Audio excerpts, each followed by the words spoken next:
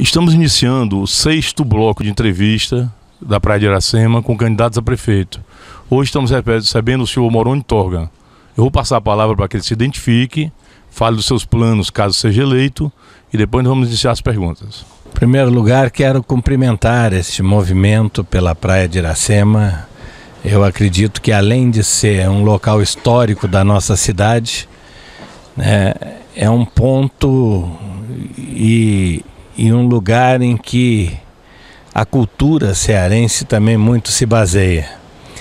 E várias iniciativas culturais tiveram o seu começo aqui na Praia de Iracema.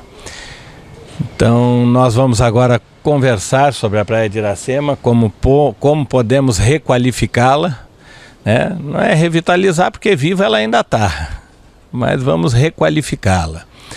Mas antes eu gostaria de dizer algumas coisas acerca da nossa cidade.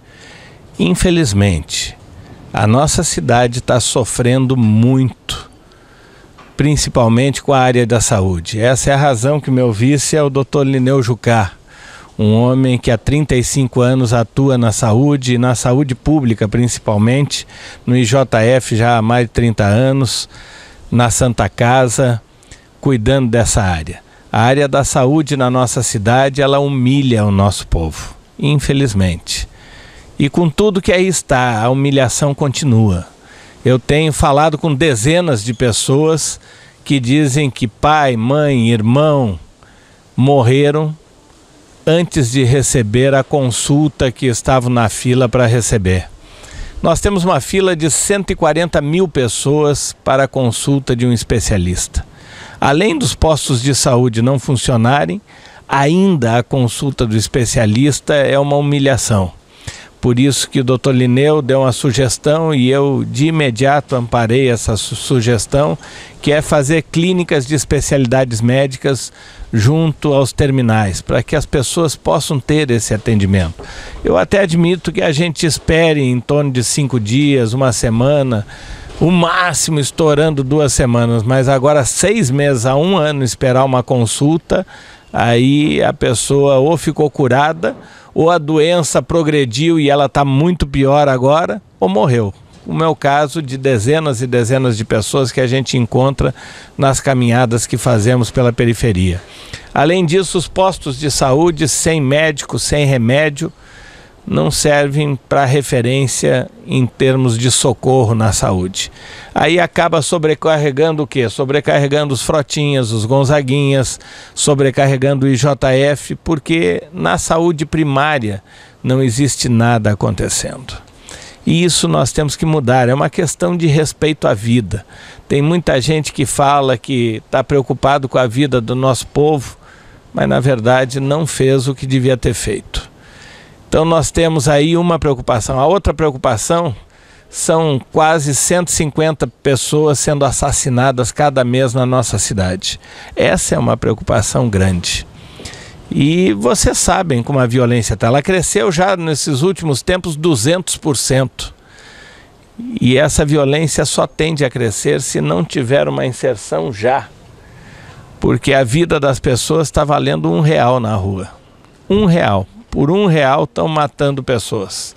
E essa é a questão que nós temos que mudar. Agora, não se muda isso com discurso. Eu estou vendo muito discurso como eu vi durante os 12 anos. Se muda isso com ações. Com ações, na verdade, definidas, com ações preventivas, com ações de recuperação de viciados e com ações repressivas também de um crime organizado que não podemos deixar que ele continue atuando. Na área de segurança, você sabe, eu mesmo sou especialista dessa área e sei como resolver esse problema. Não é que eu vou acabar com a violência, mas fazendo um trabalho conjunto, um trabalho integrado, nós vamos reduzir muito a violência a patamares suportáveis. Quero também falar na área de educação. A área de educação nós devíamos estar envergonhados. Eu estive ontem numa escola de uma fundação. A criança na primeira série, eu pedi para ela ler aleatoriamente o que estava escrito numa caixa. E a criança na primeira série leu para mim o que estava escrito na caixa. da Fundação Franklin Roosevelt, até foi onde eu estive. E se vai na escola pública, as crianças da 4ª, 5ª e 6ª série até não sabem ler, nem escrever. Então, que educação nós estamos dando? Eu vi várias mães lá que aquela escola só vai até a 5ª série, dizendo que estavam com medo de ter que levar seus filhos para a 6ª série numa escola pública. Então, que conteúdo nós estamos dando? Será que essa didática de passar o aluno de qualquer forma, se ele sabe o conteúdo ou se não sabe, se rodou na prova, ele passa igual? Essa didática tem que mudar. Essa lógica aí é uma lógica perversa. É uma lógica que tira todo o amparo cultural das nossas crianças. Não adianta. Melhorou o salário de professor? Melhorou. Melhorou a merenda? Melhorou o fardamento?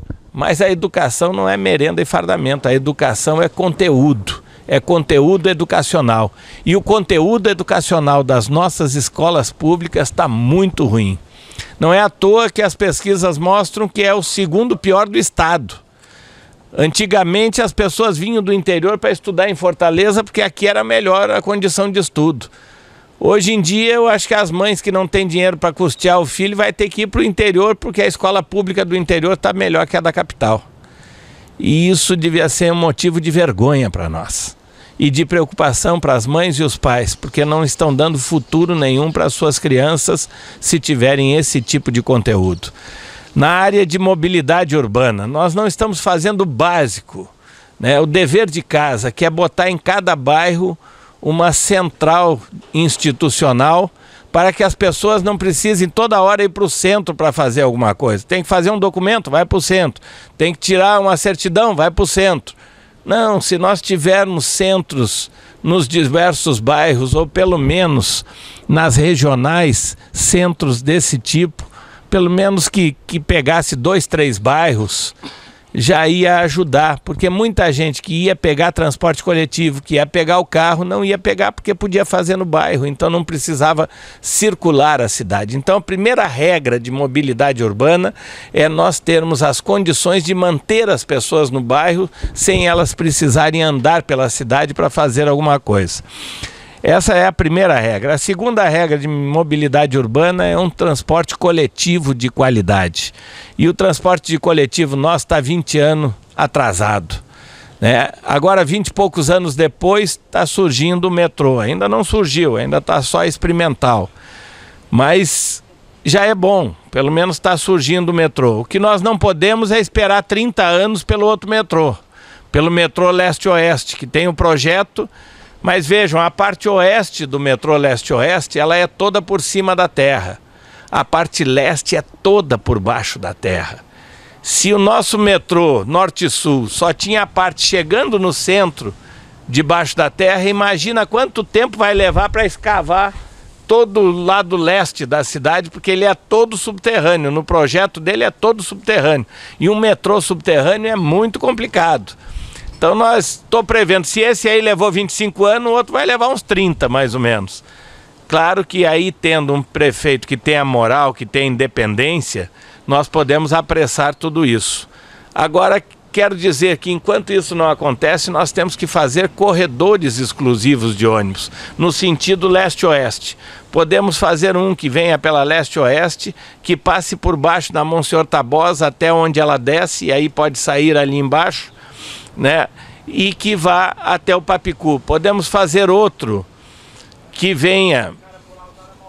vá até o Mucuripe, desculpa. Podemos fazer outro que venha do Papicu, passe pela Antônio Salles, ande pela Domingos Olímpio, depois a Bezerra de Menezes e vá até o Antônio Bezerra.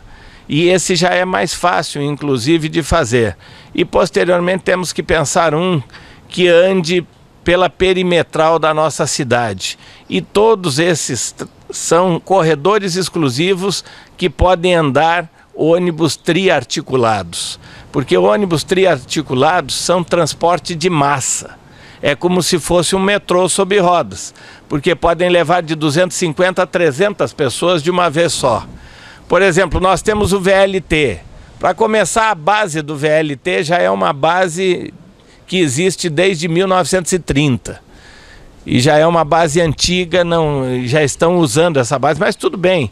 Mas o VLT já diz, é veículo leve sob trilho. Ele não é um transporte de massa, é um transporte coletivo, mas não é um transporte de massa. É um transporte que leva de 50 a 60 pessoas de cada vez. Transporte de massa é aquele que carrega de 200 a 300 pessoas de cada vez. Então, tudo isso nós podemos fazer na mobilidade e aí continuar, né?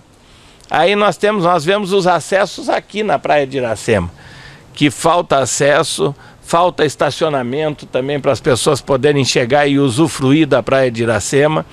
Vários equipamentos que eram para ter sido feitos, como o Museu do Forró, que era para ter sido feito, o Centro da Lusofonia, que é uma coisa espetacular e serviria como uma atração turística, até hoje é conversa só, né? O Largo dos Tremembés, né? O Largo do Mixaria, que também são outros que deveriam ter sido feitos, e está só na conversa ainda isso. Esperamos que não pare no calçadão, e eu tenho certeza, sendo prefeito de Fortaleza, nós vamos requalificar a Praia de Iracema. Não só nesses equipamentos que faltam, e eu acho importante colocá-los, eu acho que o projeto é bom. O projeto deve continuar, não sou daqueles que, eu sou prefeito, agora eu destruo tudo do projeto dos outros, agora eu vou fazer o meu. Não, se o projeto é bom, vamos fazer, vamos botar em prática, vamos fazer acontecer. E eu acho que a Praia de Iracema tem uma riqueza histórica, cultural impressionante. E nós temos que recuperar essa riqueza histórico-cultural. E podemos fazer corredores, inclusive, que nos levem até o centro, que do centro nos levem até o Benfica, que poderíamos ter um corredor cultural unindo Praia de Iracema, Dragão do Mar, Centro, Benfica. Quer dizer, e nós, infelizmente, estamos parados na nossa cidade em muitas coisas. Andamos em algumas coisas, não estamos totalmente parados, né? Por exemplo, Calçadão foi feito, Estoril foi feito, então, mas ainda é muito pouco para aquilo que precisa ser feito. E a requalificação passa por esses equipamentos. Ao ter esses equipamentos, nós temos que trazer a segurança também para poderem andar, principalmente porque a Praia de Iracema à noite é lindíssima, né? E nós temos que trazer as famílias para a Praia de Iracema, nós temos que trazer a juventude para usufruir da Praia de Iracema. E para isso nós precisamos ter a segurança. E nós já vimos que o Estado sozinho não consegue. Nós temos aí a possibilidade de botar centros de segurança bem localizados na Praia de Iracema. E não é só para o turista, não, é principalmente para o nosso povo. Eu acho que o nosso povo tem que saber que tem um equipamento deles aqui, né? Que é para eles usufruírem, uma praia maravilhosa, uma praia que pode olhar e dizer para os filhos, falar da história da Praia de Iracema para os filhos e andar pela Praia de Iracema. É isso que eu quero ver uma Praia de Iracema que abrigue as famílias, que a juventude possa fazer o seu lazer, possa andar nas diversas atrações que vamos ter na Praia de Iracema, sem medo, sem receio e em paz. Então esse é um resumo que a gente fez, já levei muito tempo, então vou ficar mais à disposição de vocês agora para qualquer pergunta. Moroni, em agosto do ano passado, o Grupo Praia de Iracema montou um fórum, que foi realizado no CDL, e discutiu um projeto sobre Praia de Iracema, os seus problemas, como você já falou, mobilidade urbana, segurança, a falta de utilização da praia, porque a praia está abandonada. Já há aproximadamente uns 10 anos que ninguém usa a Praia de Iracema. Agora, o mais grave, na nossa opinião, é segurança juntamente com prostituição. E é uma área que você domina muito, você trabalhou a vida toda nessa área. Os advogados que foram contratados para esse fórum falaram muito sobre soluções para essa área. E nós acreditamos que um especialista, por exemplo, caso você seja prefeito, poderá ajudar muito para combater a prostituição. Então eu queria que você falasse o que você faria se for eleito para combater a prostituição na Praia de Iracema. Porque as famílias não frequentam a Praia de Iracema, um dos principais motivos é exatamente esse. Olha, principalmente o que mais me atinge é a prostituição infantil, inclusive. E a prostituição de menores, e isso muitas vezes está acontecendo. E isso passa por uma ação integrada, não é uma ação só repressiva que vai resolver esse problema. Nós temos que dar opções para essas pessoas, para essas famílias. Muitas vezes os pais incentivam, infelizmente, os pais incentivam a filha a se prostituir, porque ali é o ganha-pão da família toda. Então nós temos que agir nessas famílias de uma maneira social, de uma maneira integrada, dar para essas crianças uma escola de qualidade, uma escola que abrigue essas crianças e aí fazer uma repressão em cima dos maiores, que são os principais exploradores dessa prostituição. E em cima também do usuário, sabendo o usuário que, se for estrangeiro, a foto dele vai sair no país dele dizendo que ele é um corruptor de menores, dizendo que ele é um tarado que está pegando uma criança aqui em Fortaleza. Se nós fizermos esse tipo de ação, eu tenho certeza, e a prefeitura, para bancar uma notícia de jornal lá no país dele, lá na cidade dele, sabendo onde é que ele vive, e dizendo, olha, essa pessoa veio para Fortaleza não para fazer turismo, mas para poder corromper menores e para poder dar vazão às suas taras. Então são ações integradas que nós podemos fazer, além da vigilância eletrônica, a ronda que nós vamos fazer a pé e de motocicleta, mas como eu disse, não é só tirar essas pessoas da rua como se fosse colocá-las num depósito.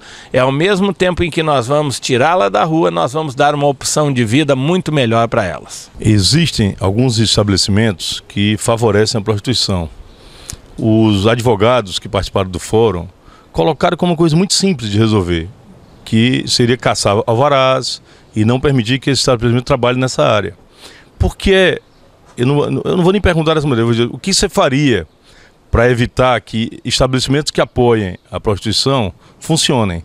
Porque nós pegamos algumas fitas de gravações dentro dos bares, onde as drogas eram oferecidas, as garotas se ofereciam, esses vídeos foram divulgados na internet inteira, houve uma publicação em massa mesmo, ou seja, foi extensivo a todos os participantes da internet, e nunca ninguém tomou atitude. Ano passado, nós tivemos um batido policial, eu acredito que tem uns 11 meses atrás, e fecharam os bares. 15 dias depois houve um retorno. O que fazer para que bares desse tipo não voltem a funcionar? Aí é um problema em que o prefeito tem que ser um exemplo também. E eu, como prefeito, eu tenho o exemplo de moralidade, eu tenho o exemplo de honestidade e eu tenho o exemplo dessa luta contra as drogas. Eu, sendo exemplo, eu vou cobrar que esse exemplo aconteça no resto da cidade. Então isso é uma coisa importante de se saber. Quer dizer, a ordem tem que voltar para a nossa cidade. E quando eu digo a ordem, não me interessa quem estiver infringindo a lei vai ter que sofrer as consequências da sua infração. E se for o fechamento, e se for ser recolhido a uma cadeia, tudo isso vai ter que acontecer. A cidade precisa de ordem. Infelizmente, o que nós vemos é que a cidade está em desordem. E está na hora da ordem voltar para a nossa cidade. Bom dia. Nós fazemos medicina como a principal meta de nossa vida. E por que nós entramos na política partidária? Entramos porque ao longo desses anos eu tenho me portado na defesa da saúde pública. E encontrei no nome do Dr. Moroni uma certeza de coragem para mudar situações que ora aflige ao médico, aflige a família e aflige ao cidadão no sentido da falta da saúde pública.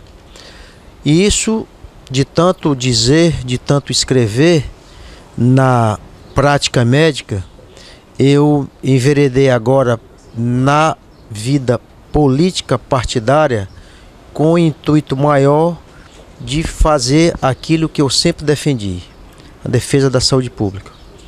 Eu tenho 31 anos de plantão efetivos no JF, meu plantão é terça dia e quinta noite. Eu passei 20 anos e mais 10 anos na Santa Casa operando os pacientes do SUS. Eu tenho 2.000 cirurgias de varizes realizadas pelo SUS. Então eu tenho um conhecimento da saúde pública.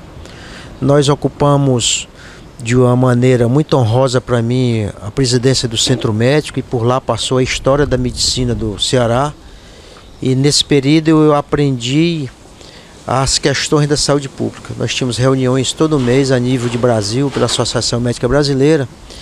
E é esta leitura da saúde pública que eu quero trazer para a política partidária. Nós temos um propósito muito firme. Eu tenho uma profissão, Tom Moroni também tem a sua.